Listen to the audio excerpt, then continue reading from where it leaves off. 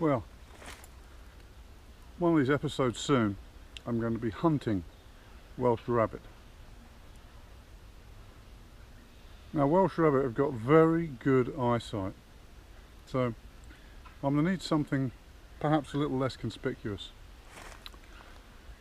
In actual fact, camouflage is illegal in Trinidad and Tobago since the coup in '91, I think. Which is a bit of a hard law to enforce when you think about it, because in fact it's a bit nonsensical, because you could be wearing a red shirt in a poppy field and be, technically speaking, you'd be in camouflage. But I think really what they mean is the disruptive pattern, and of course any kind of imitation of local forces uniform. Anyway, I'm going to see if I can't do something with this shirt. Well, what do you think? Do you like it?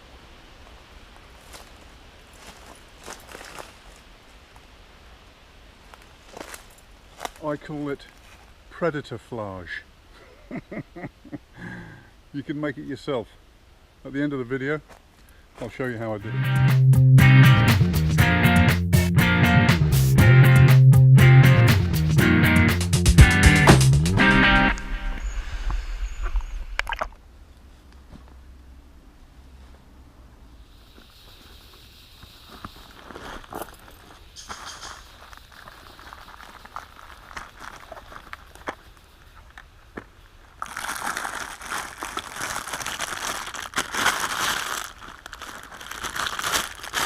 Scoutforlife MRE.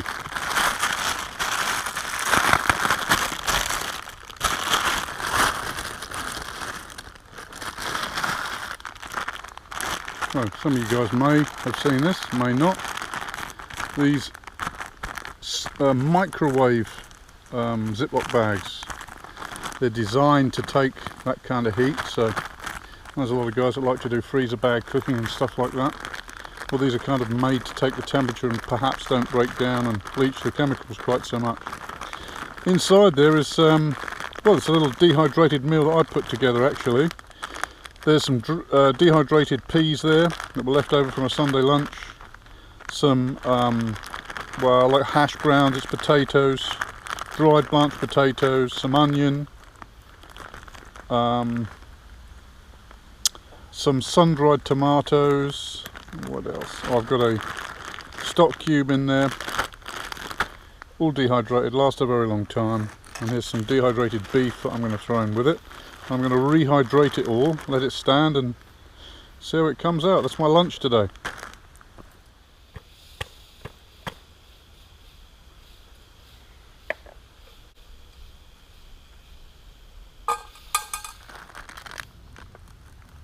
Oh wait. Take out the stock cube.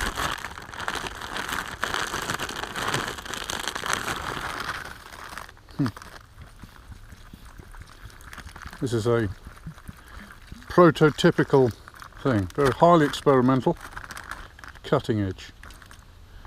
I've got a feeling that the sun-dried tomatoes, as with everything, will probably turn it all almost black. Not looking good, not looking too bad at the moment. So I'm just going to let that sit while I'm fooling around.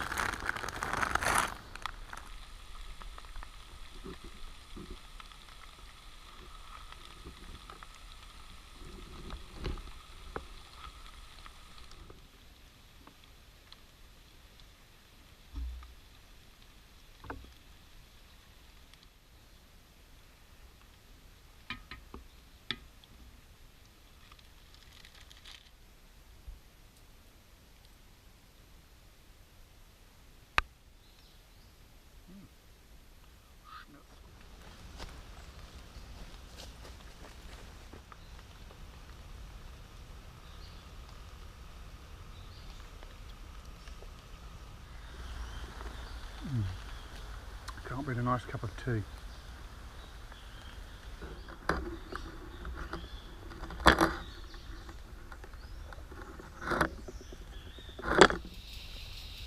I've got to say, it's smelling quite good.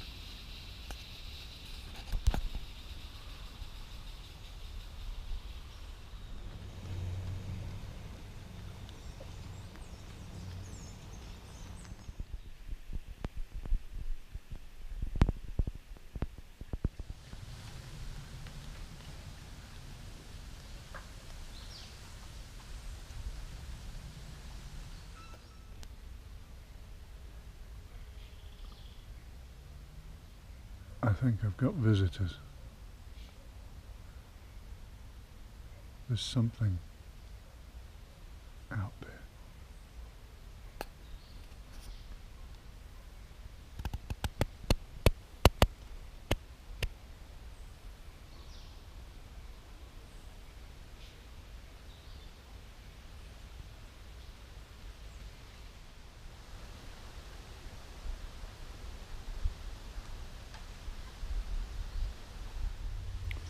Here we go then.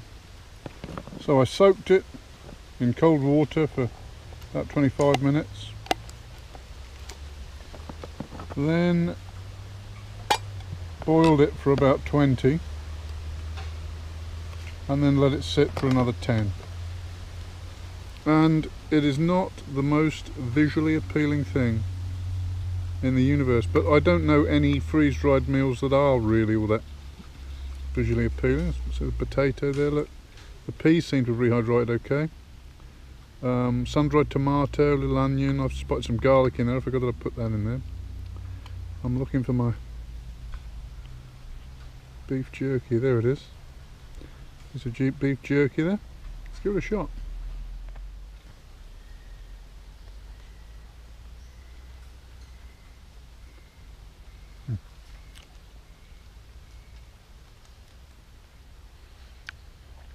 Beef's still a bit chewy.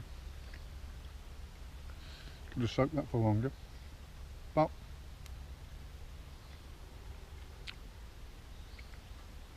let's try the vegetables.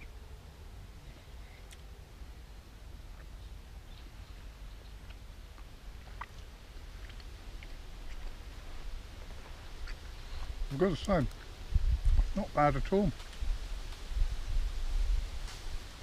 For an experimental thing, it's really good. It tastes great. Maybe a little salt, about right. Could have maybe soaked a little longer. Maybe I rushed it, but it's a good meal.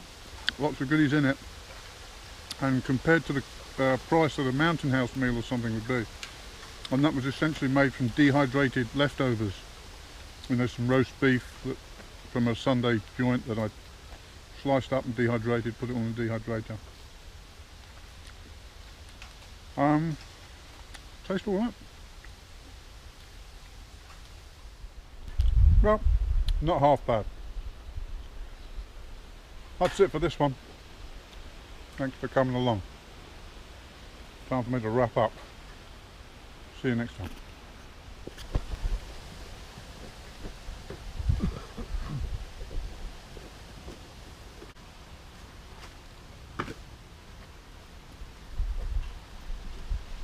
Troy.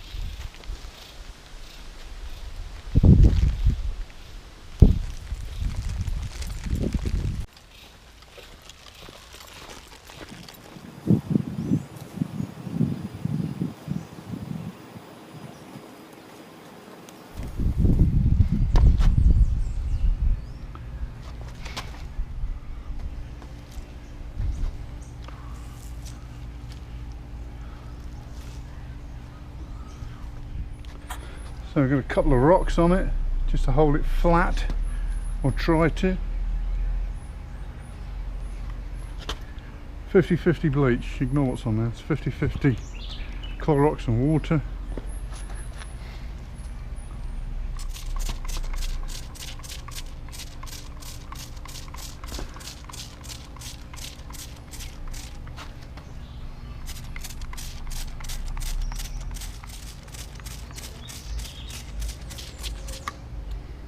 And now we wait. I'll come back to you.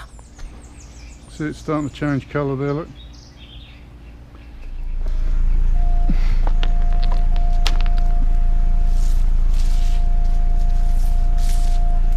Straight in the water to stop the reaction.